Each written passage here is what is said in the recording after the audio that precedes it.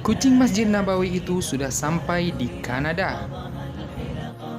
في القلب مشاعر أخفيها قد أشرقت الشمس عليها عن خطط لم أعبأ فيها ستكون بأيامي فرقا فحياتي قبل الحلقات تيه بضياع بشتاتي من دون نعيم الآيات.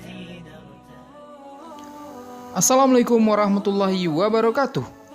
Jika pada dua video terdahulu Popeye TV sudah membagikan kisah kucing di dua masjid suci umat muslim, yaitu Masjidil Haram dan Masjidil Aqsa, kali ini Popeye TV akan menyampaikan kisah dari kucing di masjid suci ketiga umat Islam, yaitu kucing di Masjid Nabawi.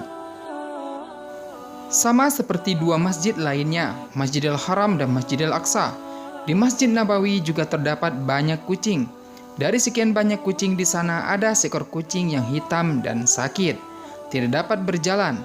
Namun ternyata menjadi salah satu kucing paling beruntung di dunia ketika pasangan Kanada, Don dan Amani Trim, memungutnya. Dengan tiba-tiba saat pasangan ini melaksanakan ibadah haji dan membawanya bersama ke Kanada. Kisah Zamzam, yaitu nama yang mereka berikan kepada kucing ini, dimulai pada hari pertama Don dan Amani berada di Madinah, saat pasangan suami istri asal Polandia, Oskan dan Beata, menemukan anak kucing Shirazi hitam yang sangat muda dan dua lagi jauh lebih besar, bersama dengan seorang ibu kucing di luar Crowne Plaza Hotel. Anak kucing hitam itu ditinggalkan begitu saja oleh sang induk dan ditolak oleh saudara-saudaranya. Beata merasa kasihan pada anak kucing itu, membawanya ke dalam hotel dan mengirim suaminya untuk membeli susu, kata Amani kepada Arab News. Karena Beata dan Oskan pergi keesokan harinya, mereka meminta bantuan kami untuk merawat anak kucing itu, kata Don. Istri saya mendapatkan suntikan dari klinik hotel untuk memberi makan susu pada anak kucing yang kelaparan, berharap untuk menyelamatkan hidupnya. Mereka mengatakan, kami jatuh cinta pada anak kucing itu sejak menit pertama kami melihatnya. Kami diberitahu oleh orang-orang di Madinah bahwa anak kucing itu adalah kucing Madinah dan harus tinggal di Madinah. Kami bersumpah bahwa kami akan menemukan rumahnya sebelum kami meninggalkan kota. Ketika kami tidak berhasil dalam hal ini, kami merasa bahwa Allah telah menempatkannya di dalam pelukan kami untuk merawatnya. Sebelum memutuskan untuk membawa kucing tersebut ke Kanada, mereka bertanya terlebih dahulu apakah mungkin bagi mereka untuk membawanya kembali ke Kanada. Benar-benar tidak menyadari kesulitan dalam melakukannya. Syekh Fawaz telah memperkenalkan mereka kepada salah satu temannya, Abdul Aziz Al-Ghanami. Dan ketika dia mendengar keinginan Don dan istrinya untuk mengadopsi anak kucing itu, dia setuju. Mendengar hal itu, Don dan istrinya bersyukur kepada Allah. Dia menghabiskan 2 hari terakhir kami tinggal di Madinah, membawa kami ke semua tempat yang diperlukan untuk mempersiapkan jalan bagi Zamzam untuk kembali ke Kanada bersama kami, ujar Amani. Memiliki 3 kucing sendiri, dia pertama kali menyarankan untuk membawa Zamzam ke dokter hewannya, Dr. Ahmed Fatih Abdalal, di Kementerian Lingkungan, Air dan Pertanian.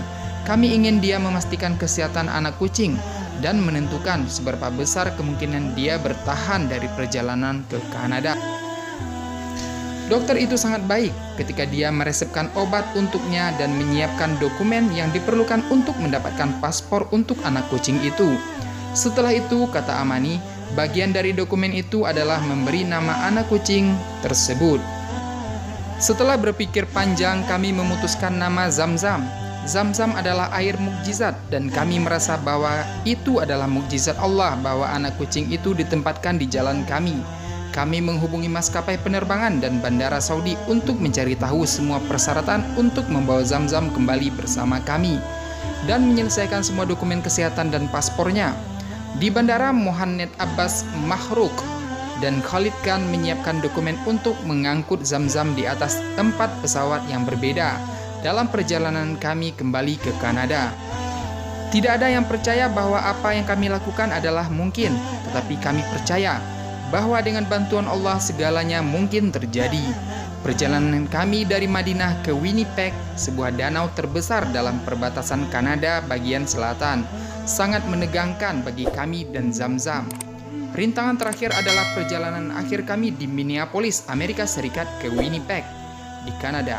Delta Airlines memiliki kebijakan bahwa hewan berusia kurang dari 10 minggu tidak dapat diangkut di kabin pesawat mereka.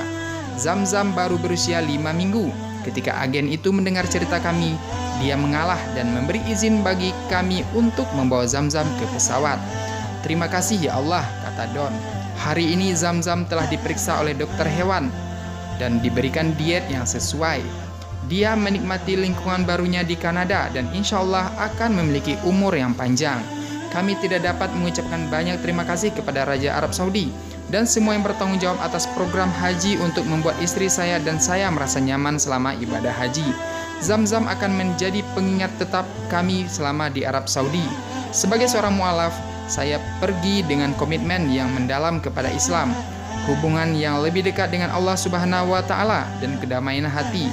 Amani dan saya berharap suatu hari nanti akan dapat menghabiskan waktu selama Ramadan di Saudi, sehingga kita dapat memperbaharui persahabatan dengan banyak saudara yang selama ini telah memperlakukan kami dengan sangat baik, ujar Don. Begitulah Islam mengajarkan bagaimana berbuat baik tidak hanya kepada manusia. Bertakwalah kalian kepada Allah pada binatang-binatang ternak yang tak bisa berbicara ini. Tunggangilah ia dengan baik-baik, makanlah pula dengan cara yang baik. Hadis riwayat Abu Daud nomor 2548. Al-Hafiz Abu Thohir mengatakan bahwa sanad hadis ini hasan. Imam Al-Nawawi mengatakan dalam Riyadhus Shalihin bahwa hadis ini sahih. Semoga kisah tersebut semakin membuka inspirasi dan hati kita. Bagaimana seorang muslim yang baik itu tidak hanya baik kepada manusia, namun begitu juga terhadap semua makhluk Allah. Semoga bermanfaat. Wallahu a'lam bishawab. من دون نعيم الآيات نرتاد لنحفظها